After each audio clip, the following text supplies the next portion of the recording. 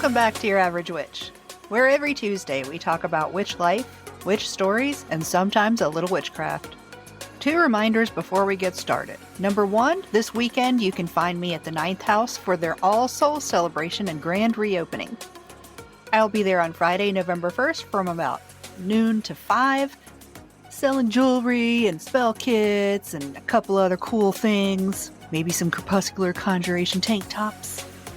And second, if you are trying to get one of my Stevie Nicks full moon and stars necklaces, your best bet is to join Crepuscular Conjuration. You can join the monthly magic or crepuscular conjurations tiers and get stuff, including first notifications on restocks. Or you can join the free Witchy Wonderment level and you get an email and a private restock before I do the public one on socials. Sign up at crepuscularconjuration.com on the subscription services page. This week I'm talking with Stevie, the head witch rock bitch at Wired Up Shop and the best hugger at Anahata's Purpose. We talked about being prepared, weed, and weeds. Now let's get to the stories. Stevie, hello, good morning. Good morning. It's afternoon here. Welcome to the show. Whatever time. Good What time. Time's not real. It's not even a thing. It's 11 here. 11. Okay. So we're 2 hours. 2 hours difference. Oh, I thought you were on East Coast. I mean Eastern time. Yeah, I'm on Eastern time. What time is it? No. Holy shit, it's 2 o'clock. Whoops. It's been that kind of day. I hate math. The post-travel day, I'm just like, where am I right now? I'm in this just strange liminal space that doesn't feel like anything is like, We're just atoms. Yeah. All these atoms just walking each other home. Oh, that's so nice. Is that a song lyric? It could be. Somebody more creative than I would make it. Somebody write a song and I just am not up with the hip things. No, and I'm definitely not either. Can you please introduce yourself and let everybody know who you are and what you do and where they can find you? Sure. So my name is Stevie and I live near Battle Creek, Michigan. What do I do? I have many jobs that I do. My favorite one is teaching people how to crystal wrap.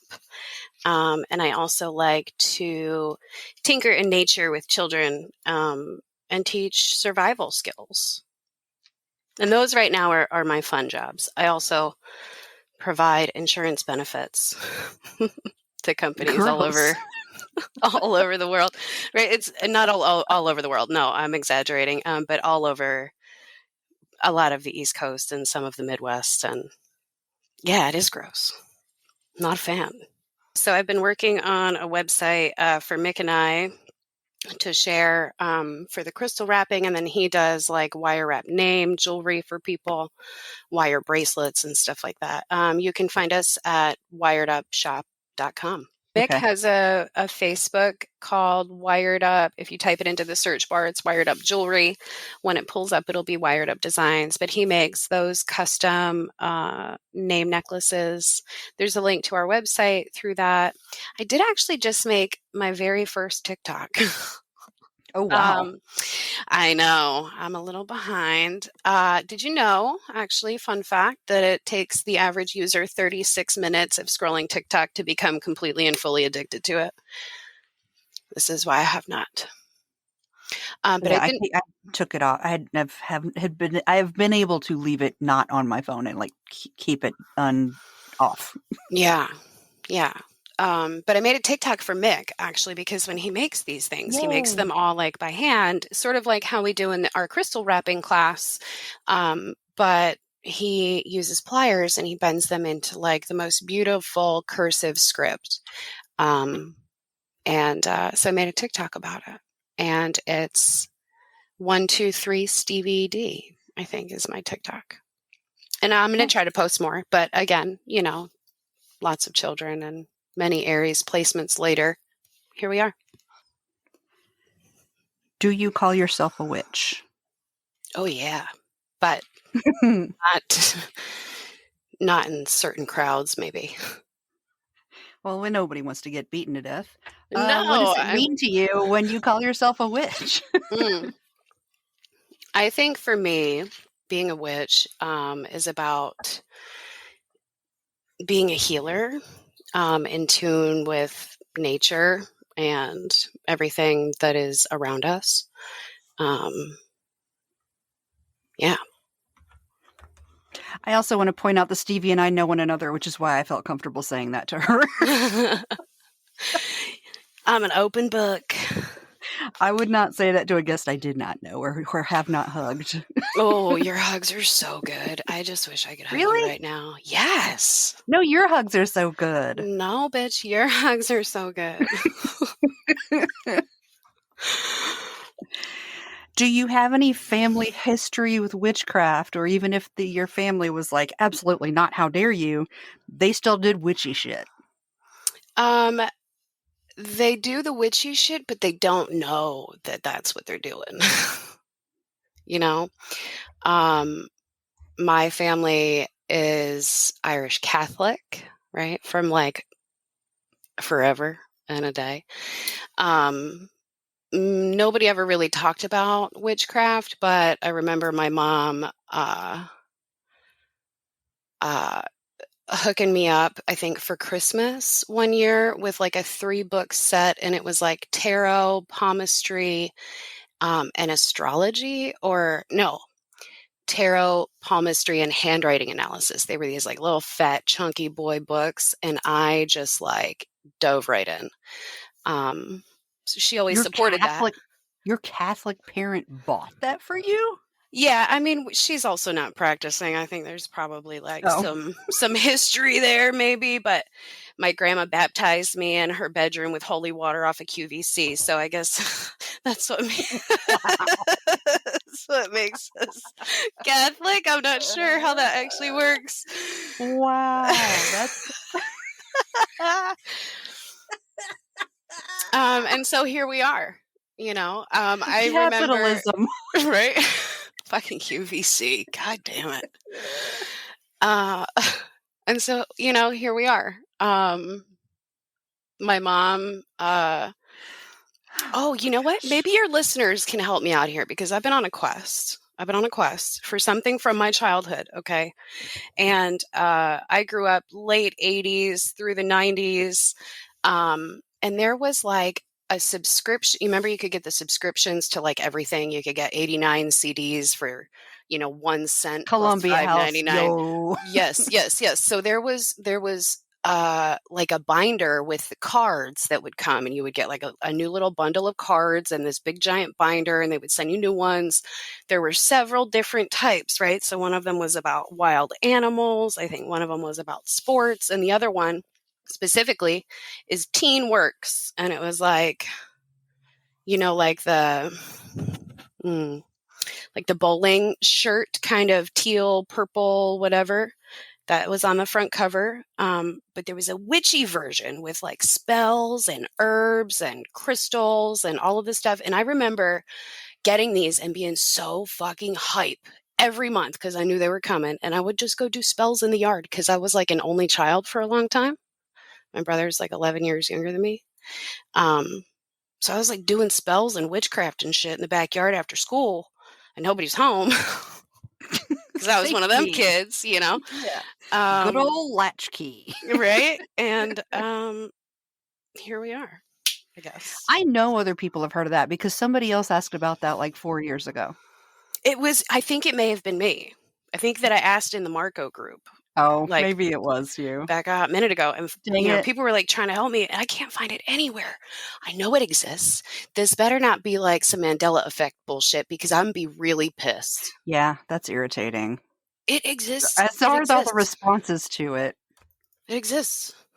I'm telling you. No, because I remember blah, blah, blah. That's because you're from a different timeline. Hello? Well, what do you think we're saying? Gosh dang it. I want to go back to the timeline where I know what the binder is called and I have it in my possession. I want that one. Yeah. Let me get it, please. I don't know what I traded for not having it, but I want a redo. I checked the wrong box. I almost said something political, but I can't because I might cry. Anyway. Oh. Can you introduce us to your practice? Do you have any daily, or if not daily, just consistent rituals that you do? I kind of do a lot of chaos magic. I have a lot of Aries placements and probably like some undiagnosed ADHD, so I'm all over the place. I don't really do anything religiously, except for when I rub the Anahatas. kids. Well, Anahatas, yes, of course. But when I rub my kids' backs at night, I draw sigils. Oh. And like, they're like rub my nose, rub my forehead, draw sigils on their foreheads, or like Reiki symbols and stuff like that. That would be the only thing that I really do very consistently. That, and I rotisserie chicken myself in the shower once a day for like a good 20 minutes, and it's like a really good ritual reset for me. Nice. Yeah. I just like stand under it and spin around real slow. How has witchcraft changed your life? I think it's just really helped me feel connection back to like nature and the natural rhythms of the way that, humans have lived for a really long time.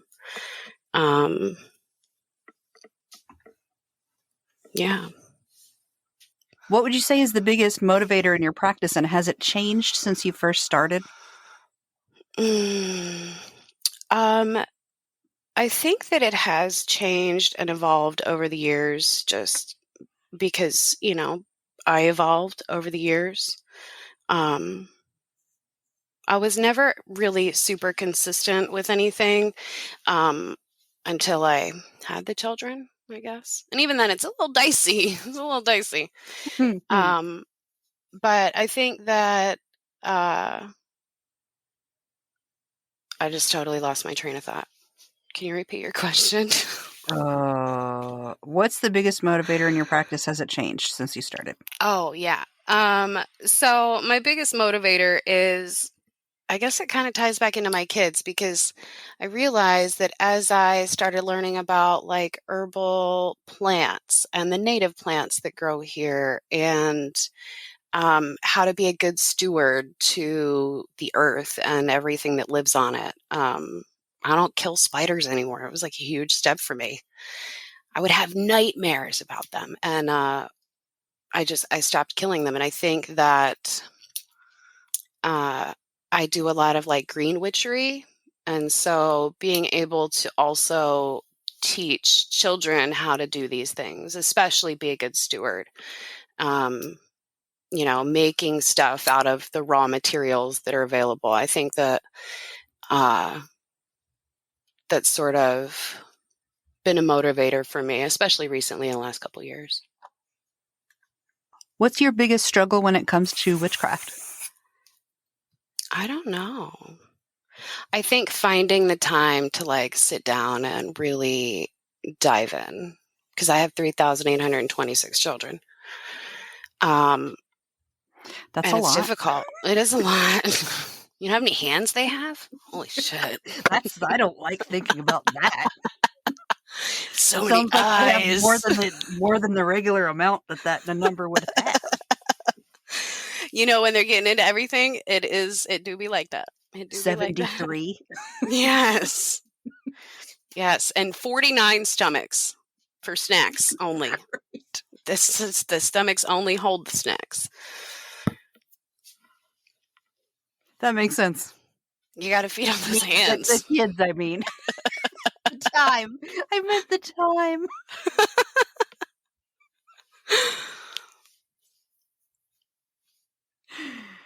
Okay, I will leave this part in. Hey, everyone, we're both really tired. We are so tired. I'm not nearly as tired as Stevie is, but we are both tired. So this might be kind of loopy. This should be at the beginning, but you're getting it now. Here we are.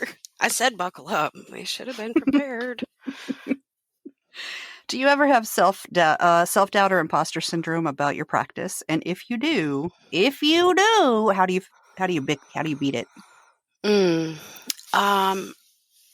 I think I do, because I feel like, especially with the internet, it's like you got to do it this way or it's not going to work. And I feel like they can be really overbearing. And if I let it, it could be an issue. But I also like there's some witches around where I live, but I don't get to see them regularly. And, I'm kind of just like doing my thing over here by myself.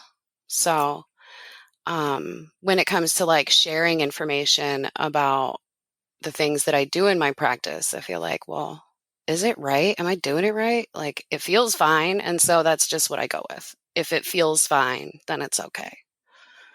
If it feels like it's not for me, then it's not for me. And it doesn't have to be. And I guess that's how I sort of combat that too. I relate to that. It's like, yeah, you just know. What brings you the most joy in your practice? Learning about new alternatives to things that I would get at the pharmacy. Like plants and weeds. All these weeds everybody's got, right? They're all medicinal. And I love to walk through the woods or walk through, like, just walking through my property sometimes, even after living here for so long, I find some new thing that I had no idea existed. And then I get to info dump myself by falling down the rabbit hole of what is this? What can I use it for? How do I make it into something useful? Who can have it? How does it help? All of those things. And then what's the science behind that? And then what is the pharmaceutical drug that is now made from or based on that plant? Ooh, that's a good one. I'm not going to say that like I'm a prepper, but what if there's no access to like a medication that somebody needs? And ADHDers, you hear that? But even if the world doesn't end, sometimes you still don't, like, if your car breaks down, that's an emergency that you need to prepare for. If somebody loses their job, you need to prep for that. Absolutely. You don't have to be a lunatic zombie prepper. No. Though I want a bunker. I'm not gonna even fuck around on that. Like I just want a bunker. So I actually, you know what? I was invited to a bunker should the apocalypse ever occur. Good for you.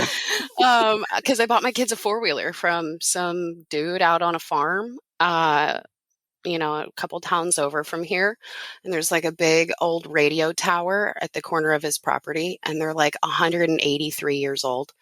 He was like, yeah, there's a bunker over there. It's a 1.5 miles underneath the ground. You're standing over top of it. If the shit ever hits the fan, you just come on over here. Okay. Yeah, I would feel if someone has a bunker, I feel a little bit uneasy about them. Yeah. But they just like... What's something you did early on in your practice that you don't do anymore, and why don't you do it? I don't collect the binder cards, goddammit, because they won't send them to me anymore. That's sad. I really like that spell binder, and it's like become like a long-standing side quest for me to find evidence that it existed, because it's really not anywhere. It's Casey. very frustrating. We have to ask Casey. I think she might know, or Andrea. They might have the clue. Mm-hmm. I had a lot of time back then, and I still was never very consistent, but I really liked trying out new types of magic when I was first starting out. And not that I can't do that now. It's just, difficult. Do you know what? What? I forgot you were answering the question that I asked. Like, what are you talking about? Are you also a little stoned? This is why I forgot I'm your not. question earlier.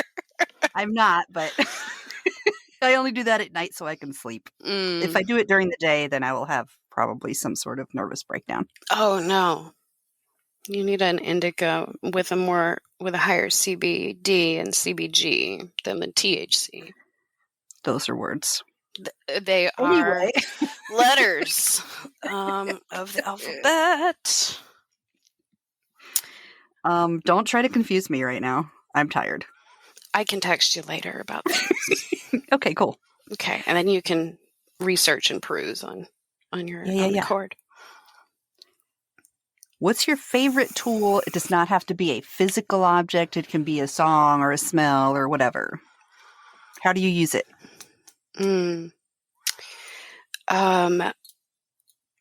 I really like to play medicine music.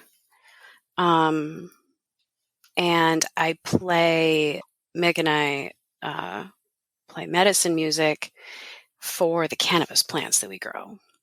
Oh. And this is like a big part of the green witch practice for me anyway, because we do grow it and I do make it into stuff along with other plants. Like, I was like dying of that migraine earlier, and I had made a THC comfrey plantain lavender peppermint like cream. Ooh. It's just so good. Ooh. It's so good. And so I feel like when we sing to the plants, when we talk to the plants, like they hear you. They have their own like vibration and they can feel your heart, if that makes sense. Like Mick will warn them to, like when he gets his plant started, he explains to them like their life cycle. Like, we are going to cut you down and this is what we're going to do with you. And you're going to be made into new medicine for people. And you're going to help a lot of people. And you're going to make people feel, pain-free and full of love and creative, or like whatever it is. So there's a lot of like, just do a lot of intention work, I guess. I never thought of doing that, warning them. That's cool. I'm totally going to do that now. Yeah. And then, the music too, like we play music to, I don't know, help it be easier, I guess, for them. And, warn them the night before, like, hey, we're going to trim you tomorrow. And then the next day we're going to cut you down. So you should send all of your energy back into your roots. And, yeah.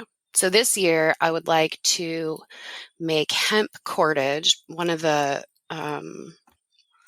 like survival lessons that I've taught, is how to make cordage out of like grass or, yucca plant shavings and things like that. So I'm interested to play with the hemp to make some cordage. One of the bees does that. Angela does that. Oh, really? Yeah. I love that. I think she might have, or not, I don't think she grows marijuana, but she does it with stuff that she collects around her house. She showed it to us before. Yeah. That's cool. Yeah. Yeah. And it's really like cathartic. Like, people love to crochet. It's sort of the same like repetitive motion over and over again. And then before you know it, you have like this super strong, 4-foot long braided piece of grass that you didn't know you were making. It's awesome. It's great. That's awesome. Yeah. How do you pull yourself out of a magical slump? I go to Anahata's Purpose. Hey. Hey. Bada bing. I do. That's what it is. I reconnect with all of my favorite people from all over the country, and we do the thing. We do the porpoise thing. Yeah. It's invigorating. What's something you wish was discussed more in the witch community?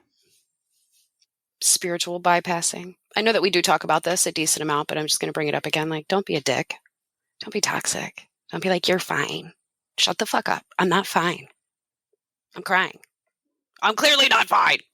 Anyway. I think that we just can't talk about it enough. And being inclusive of all witches, no matter what they look like, or, and I think that our community is pretty good with that. But I think you could never get enough of both of those things. Think about the 3 biggest influences on your practice, whether it's a person or a deity or a book or a song. Thank them for the effect they have on your practice. I'm going to thank Mother Earth for her help in my practice. For letting me just get down and dirty. From a very, very young age, I was like in the mud, digging for fossils. And I very much appreciate all of the lessons that Mother Gaia has taught me over these years. And I am very excited to learn more and teach others what I know. So that would be the first one. Stevie Nicks, I think. I knew that she was a witch way before I realized what that meant, And, Stevie being my name for forever and a day, everybody's always asked me, are you named after Stevie Nicks? And the reality is that I'm not, but I got tired of people asking me. And so I would say yes, or tell them that I was named after Stevie Wonder. And watch their faces be like, what the fuck? And her music was just so good. So good. And I'm gonna thank the binder and the set of 3 books that got me started when I was very, very young. I like that. What advice do you have for new witches? Oh, just fucking dive in. Just dive in. Try it all. If it doesn't feel right, then it's not for you. Don't inappropriately take others' practices, but learn about it all. Doesn't mean that you have to do it all. And it doesn't have to be like a right now thing. Just be on a consistent quest for knowledge, like many, many, many side quests all the time. And don't worry about what anybody thinks, especially the people that are closest to you, because the reality is that sometimes they're the least supportive people in our lives when we try new things. Also, it's not your fault when adults are grumpy. Yeah. Mm-hmm. Who do you think I should have on the show next? Ooh, Snoop Dogg. Ooh. I fucking love Snoop. He's so great. That would be a really weird conversation. I would oh my God, I would die. I would die. I would just fangirl so hard. I think that Martha Stewart might be a witch. I don't know that she should be on your podcast, but we were just talking about Snoop, and I do think that she might be a little like side witch or something. You should have. Have you had Crystal from Bristol that sells crystals on your show?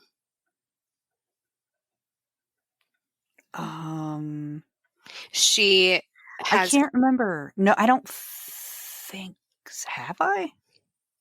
I think so. They have Energy Ripple in Bristol, PA. Yeah, I think so. Yeah. Okay. So if you've had her on the show, who else? How about Mike and Lindsay from the Rusted Rabbit? Oh, yeah. Mike and Lindsay. Yeah. They're so fucking fun. I love them. They also give great hugs. Come to Anahata's Purpose if you want really good hugs. That's all I'll say about that. Yeah. Sometimes I even do that. Give them I love that about you. But only when I have the hug shirt on. That's fair. That's fair. That's fair. I got a really, really great hug from one of our dear friends' husbands that made the trek this year, and they are not a hugger, and it felt like such an honor. And it was a great, great fucking I hug. know who you're talking about. Yeah, it was a great hug. I don't know if they want to be mentioned, so I won't. Yeah. But it was such a good hug. And then I found out later, and then I'm just like crying, like, I You won love at you hugging. guys. You What? won at hugging. I just like, man, it's just so good. The hugs there are just like top fucking notch. Chef's kiss. Chef's kiss. Because they're genuine, right? They're Yeah. not like no weak ass, like you stick your butt out and you kind Yeah, of I just was pat my gonna say. shoulders. You know what I'm saying? Like, no, we bring The it in butt here, baby. one. Make it weird. Hang on for just like one extra second. Make it a little weird.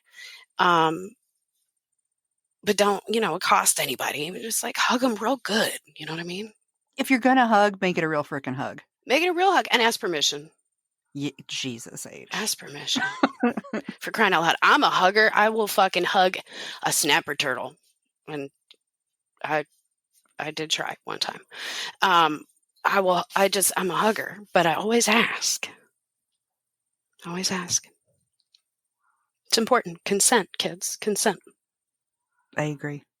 Is there anything else you wanted to talk about? Anything I didn't bring up? Anything cool that you're doing? Or did you have any questions for me? Well, Mick will be at Frankenmuth this weekend, and he's got a few more shows coming up. Frankenmuth is in Michigan. We will also That's a be at place and not an event? Frankenmuth is a Bavarian town Okay. in the middle of Michigan. It is a very expensive tourist destination, and it is also home to Bronner's Christmas Wonderland, which is a gigantic warehouse Christmas store that's like a toy store for the Christmas people. You know what I'm saying? Like, it's a lot. It's incredibly overwhelming. I need earplugs and like sunglasses to just filter out all the sparkle. It is much, much, much Christmas. But Frankenmuth is having a festival anyway. And then the weekend of November 8th, we will be in Hampton, Virginia at the Bodacious Bazaar for the Virginia Beans and Virginia friends that we have listening. Yay. Also on So Hottest Purpose. Hello. And Beard Fest in June. Yay.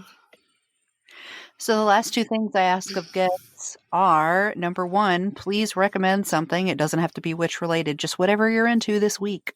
I just got back from New Jersey, and I am excited because there is another witch in this area that creates tarot and oracle decks. She illustrates them, and she'll partner with other people. And she has a Campfire Oracle that just came out, and I am interested. I think I'm going to pick it up this week, and I will share it with you. Her name is Toni Keniston. I'll give her a little plug here. They're great. So great. Yay. So I'm excited to see her Campfire Oracle. Can we also shout out Kitchen 5?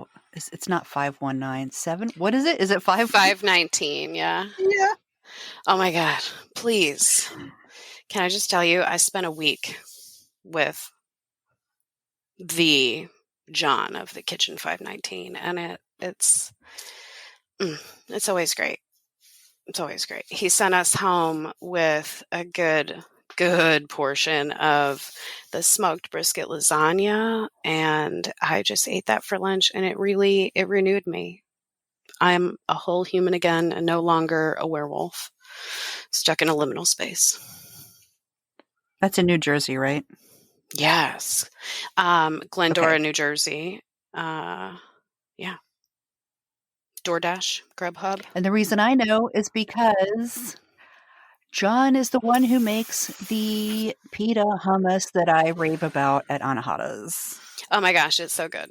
We actually, I worked with him over the weekend. He was catering a wedding, and we served that hummus. And I'm like, can I just get like, let me just get like a little side All of it? John, like, let me get a side John. You know what I'm saying? Like, I see your pita over there. Let me just yeep, yoink, and just, you see nothing. It was so I'm good. just going to eat this real quick. It was so good. Somebody's got to be quality control.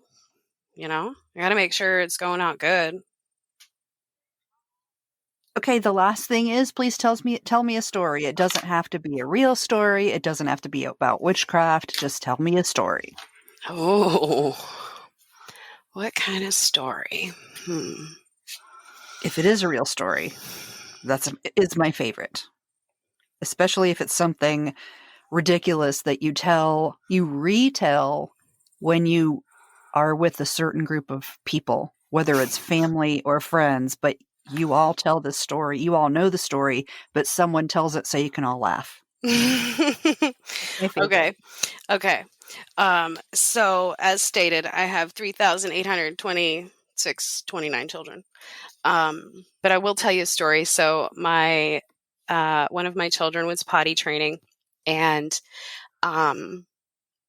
he was sitting on the potty, and he looked down at his private area, and he was like, "Mom, look at my big giant penis." And I was like, "Dude, it's okay. It's kind of supposed to do that. Totally normal for your size and for your body to do that. Like, it's totally fine." He's like, And he gets this like real curious look on his face. And he's like, "Wait, you have a big giant penis?" And I was like, "No, I don't have a big giant penis." And he was like, "Oh, okay." He's like, "Wait, you have a vagina?" I'm like, "Yeah, I do."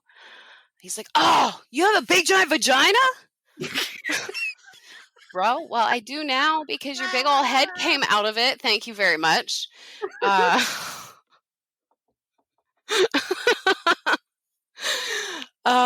And this is a story that we tell often. It's one of those funny mom stories. Big giant vagina. Good. Yeah. We try to, teach them proper names for their body parts. Yeah, safety. Yeah, 100%. But yeah, then he proceeded to like tell everybody about my big giant vagina. Good. So great. So great. And then also like in the grocery store, I think all of them at one point or another have told the cashier like daddy farts a lot, or Oh, good. My dad's pooping a lot. That's Okay. Deborah ringing me up is like, okie dokie. That'll be 3753, please. Yeah, I'm like, oh my God, guys. Thank God you said dad, not mom.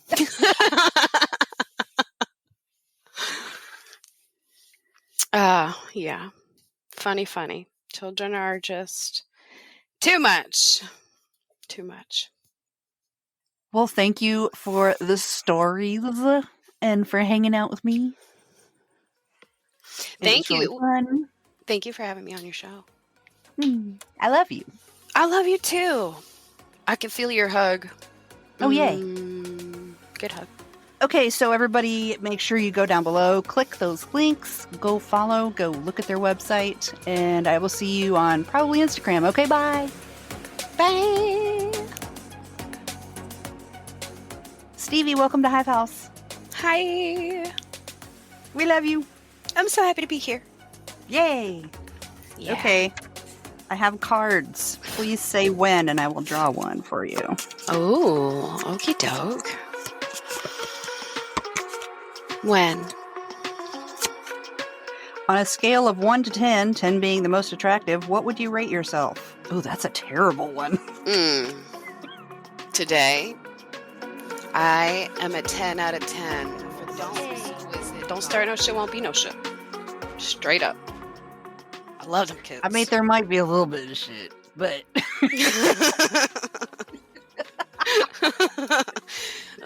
This is There true. won't be This aimed is at true. you unless we're doing this stuff. Way more shit than I ever thought was possible. What do you not want to be doing in 10 years? To hear more of the members-only episode, head over to crepuscularconjuration.com. The monthly magic tier will give you access to the monthly Magic Marco Polo group, the private Facebook group, and access to the written monthly spells. There's also Crepuscular Conjurations, giving you bonus podcast episodes, coloring pages, guided meditations, spellcrafting videos, printable downloads, and a lot more. The free Witchy Wonderment level will give you a little sample of everything I just mentioned. You can also visit my shop, Clever Kim's Curios, to get spell boxes one at a time or by monthly subscription, intentional handcrafted jewelry that I make especially for witches, and handmade altar tools. You can even listen to the full Your Average Witch podcast library, including show notes and transcripts. Check it out at crepuscularconjuration.com. Thanks for listening to this episode of Your Average Witch. You can find us all around the internet on Instagram at Your Average Witch Podcast, Facebook.com/groups/Hivehouse, at www.youraverageWitch.com, and at your favorite podcast service. If you'd like to recommend someone for the podcast, like to be on it yourself, or if you'd like to advertise on the podcast, send an email to youraverageWitchPodcast@gmail.com. Thanks for listening, and I'll see you next Tuesday.